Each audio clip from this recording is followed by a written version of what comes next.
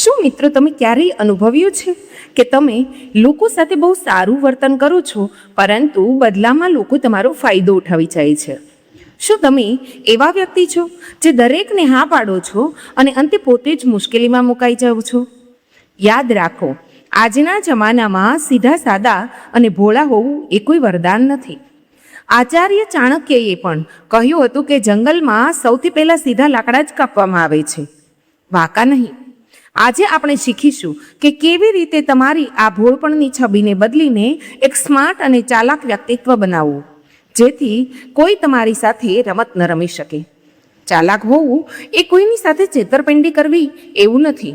તેનો સાચો અર્થ છે કે વસ્તુઓને ઝડપથી અને સરળતાથી સમજવાની ક્ષમતા કેળવવી. જે વ્યક્તિ ચાલાક હોય છે તેનું મગજ તેજ ચાલે છે અને તે પોતાની સમજદારીથી કામ કઢાવતા જાણે છે. આજે હું તમને એવા 7 પાવરફુલ નિયમો જણાવીશ જે તમને અન્યો કરતાં અલગ પાડશે અને તમને માનસિક રીતે વધુ મજબૂત બનાવશે. નિયમ એ, ચાલાક બનો પરંતુ દેખાવ નહીં. સૌથી પહેલો અને મહત્વનો નિયમ ચાલાકી તમારી અંદર હોવી જોઈએ, ચહેરા પર નહીં. જે લોકો વાસ્તવમાં હોશિયાર છે તેઓ ક્યારેય દેખાડો નથી કરતા કે તેઓ કેટલા સ્માર્ટ છે. જો તમે સામેવાળાને જતાવશો કે તમે બહુ સ્માર્ટ છો તો તે સાવધાન થઈ જશે. સ્માર્ટ લોકો સાધારણ દેખાય છે પરંતુ અંદરથી બહુ તેજ હોય છે. તમારી શક્તિને અંદર રાખો અને જરૂર પડે ત્યારે જ તેની બહાર કાઢો. નિયમ બી, ઓવર થિંકિંગને શક્તિ બનાવો. ઘણા લોકો કહે છે કે વધારે વિચારવું ખરાબ છે, પરંતુ ચાલાક લોકો ઓવર થિંકિંગનો ઉપયોગ ડર દૂર કરવા માટે કરે છે. કોઈ પણ નિર્ણય લેતા પહેલા તેની દરેક શક્યતાઓ એટલે કે પોસિબિલિટીઝ અને તેના હકારાત્મક તેમજ નકારાત્મક પાસાઓને સમજો. ફક્ત એક જ દિશામાં વિચારવાને બદલે અલગ અલગ એંગલથી વસ્તુને જોવાનું શીખો. નિયમ સી, એડેપ્ટેબલ બનો.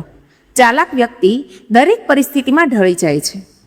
માહોલ ગમે તેવો હોય, તે શરૂઆતમાં ભલે અનાડી દેખાય પણ થોડી જ વારમાં ખેલાડી બનીને બધાને ચોંકાવી દે છે. જો કોઈ તમારી સાથે ચાલાકી કરવાની કોશિશ કરે તો તમને તેનો એવો જ જવાબ આપતા આવડવો જોઈએ. કમ્ફર્ટ ઝોનમાંથી બહાર નીકળો અને લાઈફના ચેલેન્જીસનો સામનો કરતા શીખો. નિયમ ડી, દલીલોમાં સ્માર્ટ બનો. ઇમોશનલ ઇન્ટેલિજન્સ હોશિયાર લોકો ઓછું બોલે છે અને બોલતા પહેલાં 10 વાર વિચારે છે. દલીલો જીતવાનો અર્થ બૂમો પાડવી નથી. સાચી રીત એ છે કે સામેવાળાની વાતને શાંતિથી સાંભળો અને તેની જ વાતોમાં ખામી શોધો. તેને સવાલ પૂછો. આમ કરવાથી તે પોતાની જ વાતોમાં ઉલઝી જશે અને તમે જીતી જશો. નિયમ એ, જ્યારે કંઈ ખબર ન હોય ત્યારે સ્વીકારી લો. ઘણા લોકો મૂર્ખ ન દેખાવા માટે ખોટો દેખાડો કરે છે કે તેમને બધું જ ખબર છે, પણ સત્ય એ છે કે જ્યારે તમે સ્વીકાર કરો છો કે તમને કોઈ બાબતની જાણકારી નથી, ત્યારે તમારી ક્રેડિબિલિટી એટલે કે વિશ્વાસપાત્રતા વધે છે. લોકો ત્યારે જ તમારા પર વિશ્વાસ કરશે જ્યારે તમે સાચું બોલશો. નિયમ એફ, વાતચીતનો પક્ષ બદલતા શીખો. Ground shifting. જો કોઈ તમને નેગેટિવ સવાલ પૂછે તો તેનો જવાબ પોઝિટિવ રીતે આપો, જેમ કે ડોનાલ્ડ ટ્રમ્પ કરે છે.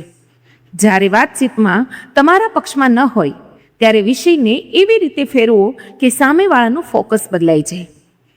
નેગેટિવ વસ્તુની પોઝિટિવ સાઈડ બતાવો, જેથી તમે ચર્ચાને નિયંત્રિત કરી શકો. નિયમ જી, બીજાના દ્રષ્ટિકોણથી જુઓ.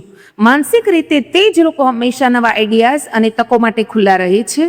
તેઓ પોતાના જ અભિપ્રાયને વળગી નથી રહેતા, પરંતુ બીજાના દ્રષ્ટિકોણથી પણ વિચારે છે. તેઓ હંમેશા કોઈ એવો જુગાડ કે શોર્ટકટ શોધતા હોય છે જે તેમને બીજાથી આગળ લઈ જાય.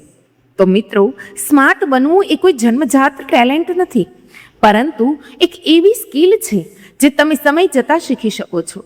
દુનિયાની તમારી ભલાઈનો ફાયદો ન ઉઠાવવા દો. હોશિયાર બનો.